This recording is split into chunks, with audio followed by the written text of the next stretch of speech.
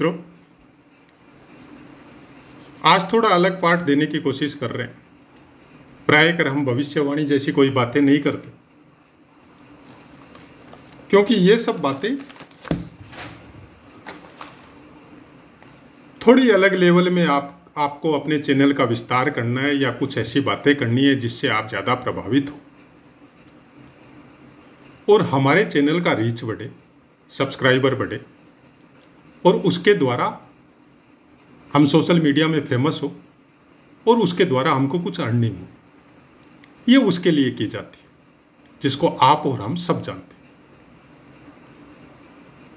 लेकिन गोचर का इफेक्ट सब जगह होता है, आपकी दशा महादशाओं में होता है और आपके अपने दैनिक दिनचर्या में होता है। उसमें सबसे ज़्यादा इफेक्ट चंद्रमा का होता है। हमने आज का ही गोचर लगाया सुबह 7:30 बजे के आसपास का, और आप सबको पता है कि आज चंद्र ग्रहण था। हम लोगों के भारतवर्ष में नहीं था,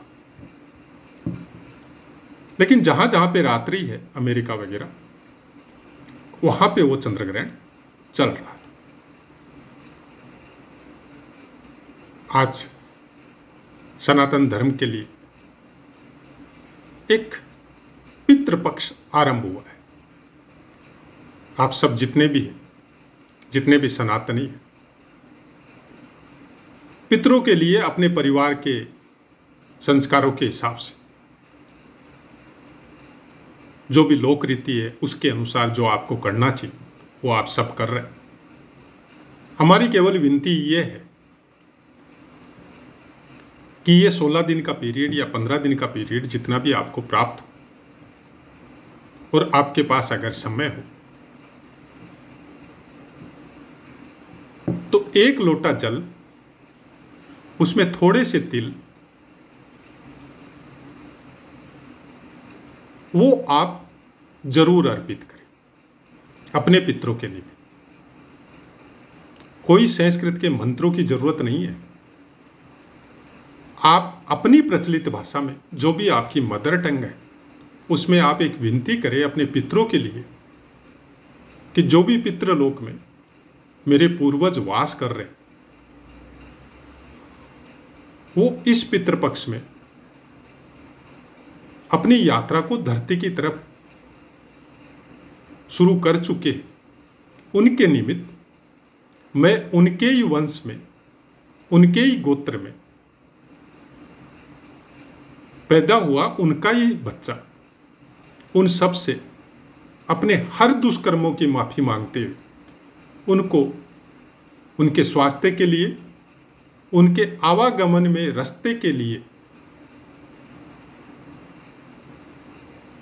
तिल मिश्रित जल अर्पित कर रहा हूं।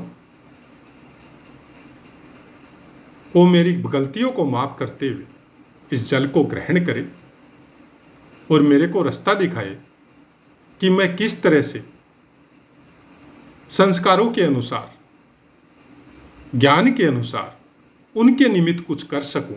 इस तरह का रास्ता वो मेरे को बताने की कोशिश करें और फिर प्रणाम कीजिए सूर्य देव को और अपने नित्य कर्म में लग जाइए। इतना सा हम लोग सब कर सकते हैं। हम लोग जो बहाने बनाते हैं दुनिया भर के, कुछ बातें हैं। देखिए, वैदिक धर्म, वैदिक नियम, कर्मकांड का ज्ञान ये सबको नहीं है, और जिनको है उनमें भी कितनों को सही तरीके से है और कितने केवल ऐसे ही आपको गलत सही बता के अपने पेट का पालन कर रहे हैं। लेकिन ऊपर जहां हम लोग पितृलोक बोलते हैं, सूर्य लोक बोलते हैं, ब्रह्मलोक बोलते हैं, क्या उन सबको पता नहीं है कि मेरे अपने जो पृथ्वीलोक पे वास कर रहे हैं, मेरे अपने बच्चे, उनको कुछ भी पता नहीं है कर्मकांड का, उनको कुछ भी पता नहीं है संस्कृत भाषा का। वो अपनी मदर टंग में बात करते हैं और उसी के द्वारा हम लोगों को पूछते हैं और उसी के द्वारा हम हमारी प्रार्थना करते हैं, आराधना करते हैं उन सबको सब कुछ पता है। वहां पे आपकी भाषा का प्रतिबंध नहीं है, वहां पे केवल आपके भाव ऊर्जा के स्वरूप में पहुंचते हैं। और जब भी पितृलोक से अपने पितृ जब धरती पे आते हैं, उनको कुछ नहीं चाहिए, उनको उस पीरियड में केवल आने जाने के लिए वो तिल मिश्रित जल ही चाहिए। उसी से उनको इतनी ऊर्जा मिल जाती है कि वो धरती पे आके वापस अपने लोक में विश्राम कर लेते हैं। और इतना हम लोग कर सकते हैं। अब बहुत सी बातें किसने देखा, बहुत से कमेंट आते हैं, किसने देखा, फालतू की बातें। एकदम सही बात है, किसने देखा। एक नॉर्मल सा क्वेश्चन है हमारा कि आपके किसी अंग पे जब आप चोट करते हैं या चोट लग जाती है, तब आप बोलते हैं दर्द हो रहा है। और हम आपसे पूछते हैं कि क्या आपने देखा है दर्द को, कैसा स्वरूप है उसको जानते हैं, किस तरह का आकार विकार प्रकार उसके अंदर है आप जानते हैं? आपने नहीं देखा है।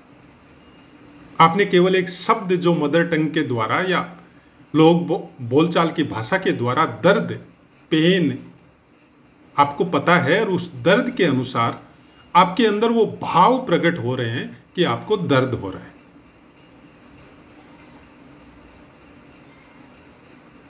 हम लोगों की ये जो ऋषि परंपरा या उसके अनुसार जो नीति नियम जो बनाए गए, चाहे ईश्वर के विषय में हो, चाहे पितरों के विषय में हो, चाहे ग्रहों के विषय में हो, वो देखने के लिए वो दृष्टि और वो ज्ञान भी होना बहुत जरूरी है। तो ज्ञान तो है हम लोगों के अंदर फुटपाथ वाला, जो केवल खाना जानता है और निकालना जानता है। लेकिन हम लोग अंगुली उठाते हैं उस ज्ञान के ऊपर जो ऋषि मुनि हजारों साल लाखों साल तपस्या करके और उस ज्ञान को इकट्ठा करके लेखनी के स्वरूप में द्वापर युग के बाद में हम लोगों को प्राप्त हुआ वेद व्यास जी के द्वारा।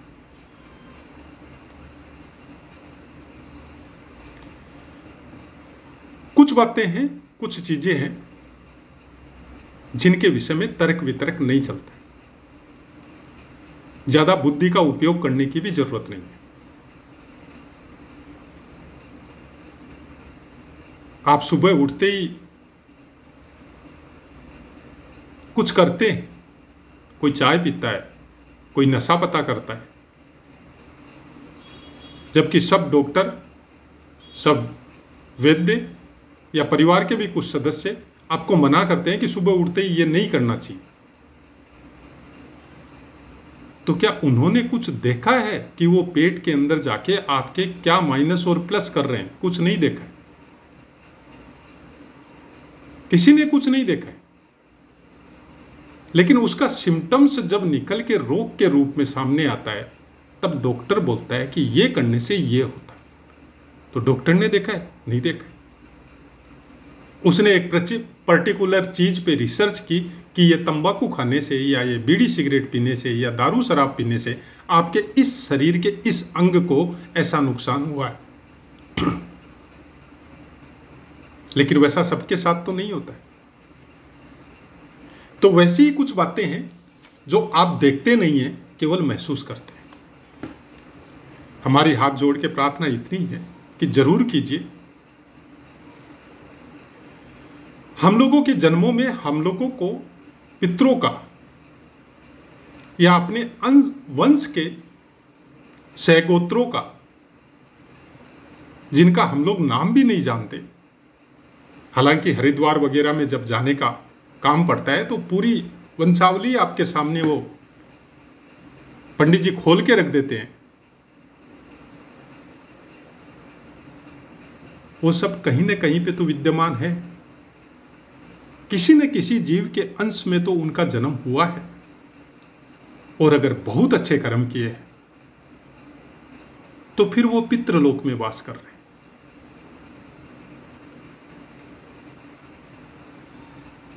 पितृलोक भी कोई साधारण लोक नहीं है, उसमें वास करने के लिए भी आपको बहुत कुछ करना पड़ता है।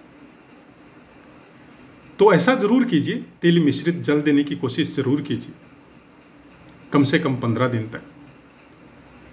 अब इसी बात को आगे बढ़ाते हैं कि आज का गोचर हमने लगा रखा है।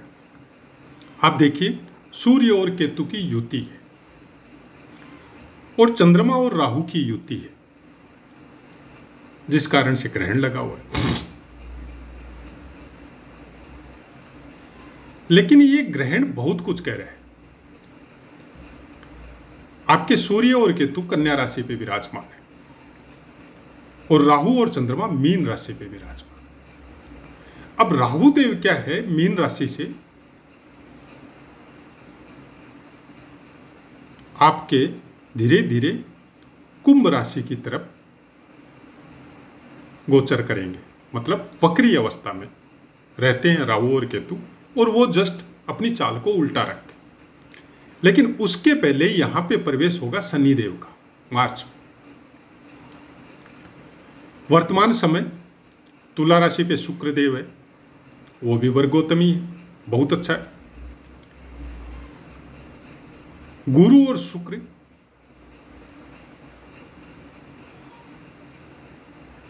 षष्टम और अष्टम है, कोई अच्छा योग नहीं है। उसके बाद में शनिदेव वक्री अवस्था में है और कुंभ राशि पे विराजमान है। और नवमांश में जब हम लोग जाते हैं तब आप देखिए कि राहु बुध शुक्र तीनों आपके तुला राशि में साथ में हो गए। केतु और शनि मेष राशि में साथ में हो गए और शुक्र मकर राशि में, शनिदेव की राशि में, और गुरु सूर्यदेव की राशि में। मतलब गुरु से सूर्यदेव अष्टम है और सूर्यदेव से, मतलब सूर्यदेव से गुरु अष्टम है और गुरुदेव से सूर्य षष्टम, छठा आठवां का युति बन रहा है। शनिदेव अपनी नीच राशि में नवमांश कुंडली में, और बुध और शुक्र की युति कोई अच्छी युति नहीं बोली जाती है, और उसके ऊपर ये राहुदेव के साथ है और शनि और केतु इनके अपोजिट है। अब ये युति या ये कुंडली धीरे धीरे, आप सिंपल भाषा में, लोक भाषा में अगर आप समझो तो ये समझ लो कि आप ये ग्रहों के आपातकाल की तरफ बढ़ते जा रहे हैं। ये समय काल पीरियड जीव मात्र के लिए या पृथ्वी के लिए कुछ अच्छे संदेश लेके आपको नहीं दे रहा है। चंद्रमा का गोचर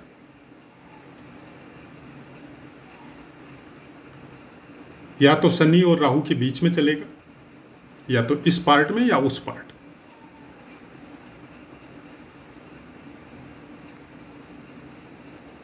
मंगलदेव का गोचर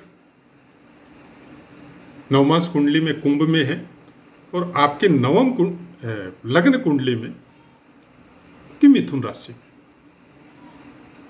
लगन कोई भी हो सकता है, हमने तो सुबह 7 साढ़े 7 का कन्या लगन लगाया है, आप कोई भी लगन लगा सकते हैं। कालपुरुष की कुंडली अनुसार मंगलदेव का गोचर वर्तमान समय में बहुत अच्छा है, लेकिन बुध देव का गोचर अलोन होने की वजह से कुछ अच्छा नहीं। हालांकि पंचम स्थान में विराजमान है, लेकिन कालपुरुष की कुंडली अनुसार बुध देव को स्थान प्राप्त है, तीसरे स्थान का और छठे स्थान का स्वामित्व प्राप्त है।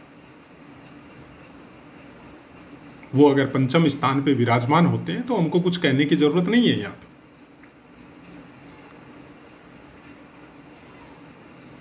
सबसे बड़ी प्रॉब्लम यह है कि काल पुरुष की कुंडली अनुसार छठे स्थान में केतु और सूर्य है और 12वें स्थान में राहु और चंद्रमा है। 12वें स्थान का राहु यानी मीन राशि का राहु, मीन राशि का शनि, जो आएगा अब धीरे धीरे। फिलहाल तो राहु और शनि का मिलन होगा यहीं पर।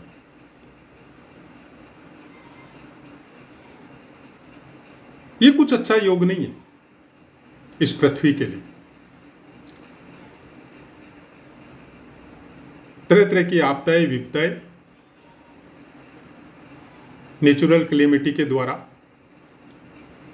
इंसानों के अपने कर्मों के द्वारा किए हुए कुकर्म,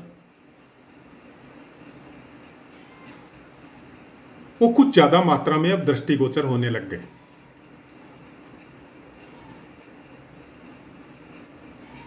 कुछ ऐसे काम जो छुपके करने के एवज में जिनका जो भुगतान करना है, कि बहुत सालों तक आपने छुप छुप के लोगों का बुरा किया है, ये वो देश है जिन्होंने अपनी प्रभुता या अपना प्रभुत्व स्थापित रखने के लिए ऐसे ऐसे कुकर्म किए हैं, जिसकी वजह से पृथ्वी का एक पार्ट हमेशा डिस्टर्ब रहा है।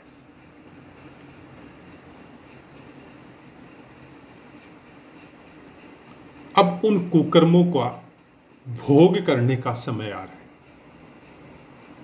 पृथ्वी का वो पार्ट जिन्होंने आनंद उठाया है वो सब कुकर्म करके, उस पार्ट को सजा मिलने का समय आ रहा है।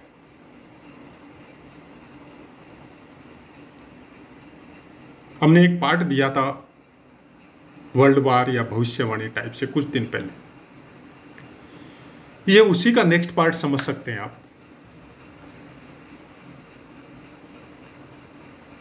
ये पृथ्वी अपने आप को व्यवस्थित करेगी। एक तो इंसानों के कुकर्मों का फल, एक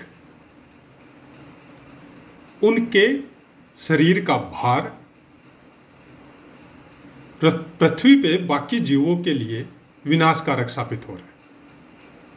क्योंकि जैसे जैसे पृथ्वी के बाकी जीव लोप होते जा रहे हैं, उसी के अनुपात में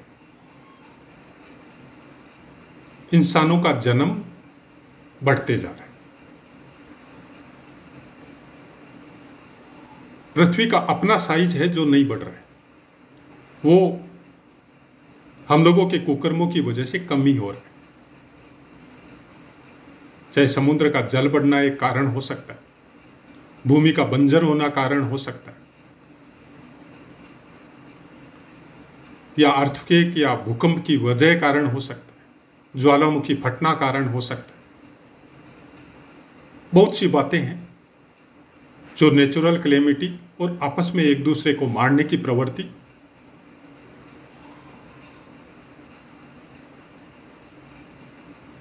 वो अब कुछ तीव्र गति से शुरू होने की ओर, अपने गंतव्य को प्राप्त करने की ओर कुछ तेजी से अग्रसर हो रही। इससे ज्यादा कोई अनर्गल बातें करेंगे नहीं। करना क्या चाहिए? करना यही है कि जो बचपन में माता पिता बोलते थे कहीं भी जाने से पहले, ये बात हम बहुत बार पाठों में बोल चुके हैं, अपने चंद्रमा को देख के निकलना घर से। मतलब अपने मन की अवस्था को अच्छे से मैनेज करके फिर घर से बाहर पांव निकालना। आपका घर कौन है? आपका घर आपका चंद्रमा है, मतलब आपका मन है, जहां पे आपकी माता का निवास है। तो अपने मन को कंट्रोल रखिए।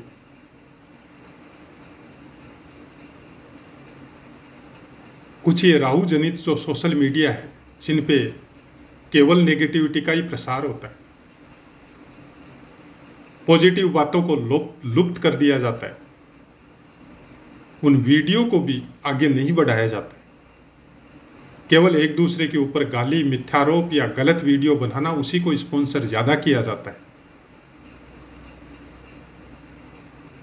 वही बातें देखने को आपको ज़्यादा मिलती है और कुछ हम लोगों की प्रवृत्ति ऐसी हो गई कि उसी को ज़्यादा देखते हैं और फिर अपने मन को दूषित करते हैं। उन सबसे दूर हटिए। जितने समय का डिजिटल उपवास कर सकते हैं वो करिए।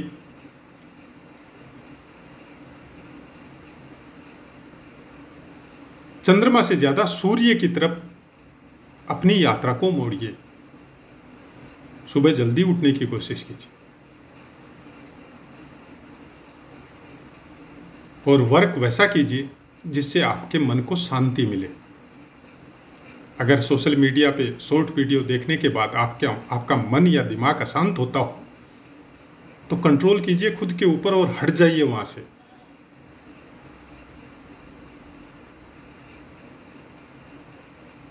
या फिर उन्हीं वीडियो को सुनने की कोशिश कीजिए जो आपके अंतर मन को अच्छे लगते हो, जिसके द्वारा आपके अंदर पॉजिटिविटी का संचार होता हो। कुछ नियम बनाइए अपने इष्ट का, अपने कुल देवता का। कुछ नाम कीर्तन कर सके, कुछ जानवर या पशु पक्षियों को कुछ खाद्य पदार्थ प्राप्त करवा सके। अपने अगल बगल में कुछ जानवर या पशु पक्षी को पालने की कोशिश कीजिए, चाहे वो कोई भी।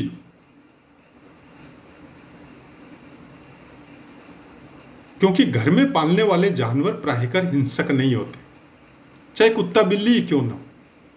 बहुत सी बातें हैं, बहुत अपवाद है इसके विषय में कि कुत्ते घर में नहीं पालने चाहिए।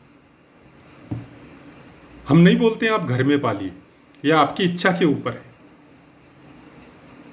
लेकिन आप कुत्ता, गाय, भैंस, ऊंट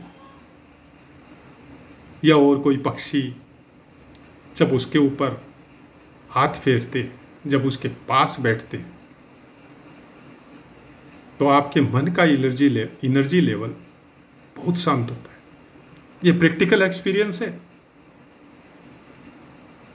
और खासकर गाय के पास देसी होनी चाहिए, उसके पास अगर बैठते हैं या आपके बगल से भी गुजर के जा रही है और उसके शरीर पे आप हाथ फेर रहे हैं,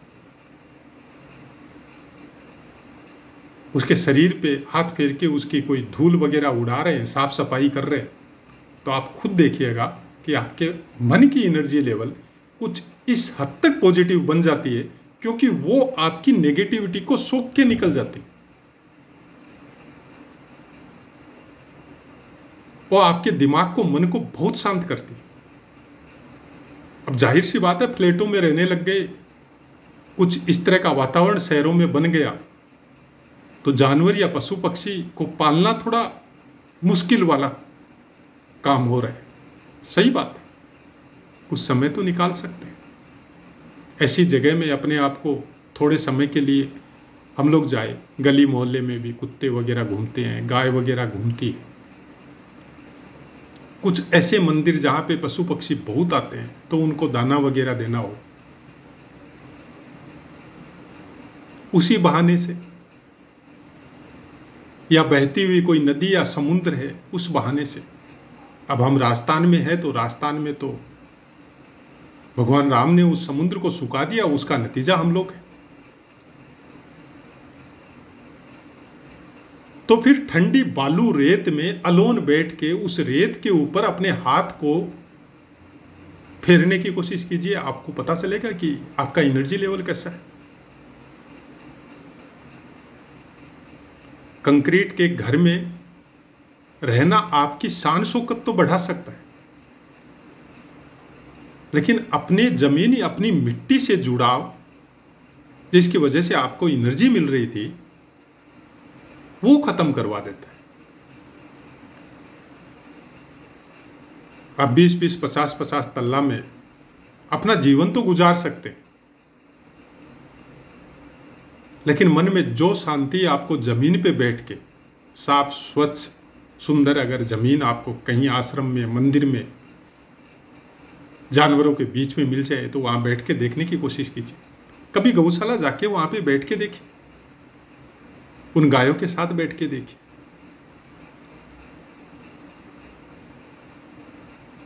कहीं पे आपको खाली जमीन मिल जाए या कोई खेत खलियान हो,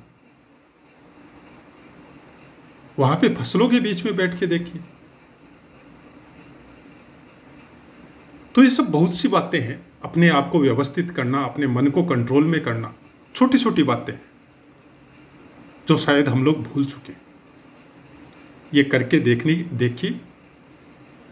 बहुत जरूरी है इस समय में अपने मन को पॉजिटिव रखना और कंट्रोल करना। समय की अपनी गति है, अपने अनुसार चलेगा, हम लोग उसको रोक नहीं सकते।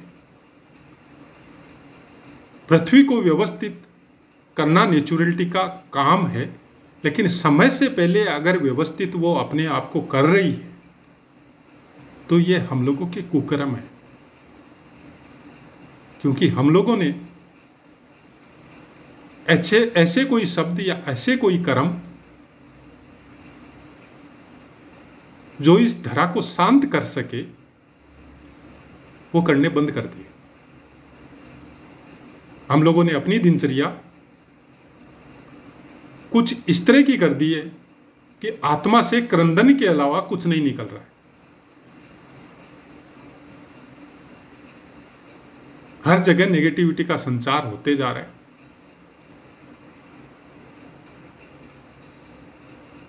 हम खुद कई बार महसूस करते हैं कि जब भीड़ के साथ होते हैं या कुछ ग्रुप ऑफ अपने आप को ज्ञानी कहने वाले या बड़े बड़े भाषण देने वाले, उनके साथ बैठ के जब देखते हैं और जब वो नेगेटिव चीजें जब गोली की तरह शरीर से या आत्मा से टकराती है, तब महसूस होता है कि वर्तमान का जो समय है ना, आपको पॉजिटिव वाले इंसान, सत्व गुण से संपन्न इंसान, पालने योग्य जानवरों के अलावा कोई नहीं मिलेगा, बहुत कम मिलेगा।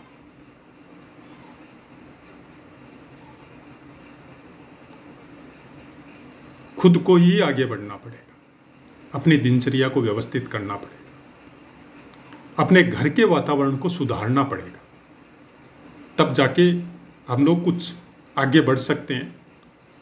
नहीं तो फिर जो फल है वो तो भोगना ही है। क्योंकि पूरी धरा जब अपने आप को सेंट्रलाइज करेगी तो फिर उसी धरा पे हम लोग भी रहते हैं। चाहे हम लोगों की कुंडली में कितने भी राजयोग हो, जब उस पर्टिकुलर क्षेत्र में कुछ होता है तो उसका असर हम लोगों को भी प्राप्त होता है। तो ऐसा है मित्रों, नए कहने वाले शब्दों को भी आपने समझने की कोशिश की होगी। अब अपनी वाणी को विराम देते, आपसे आज्ञा लेते। जय माता।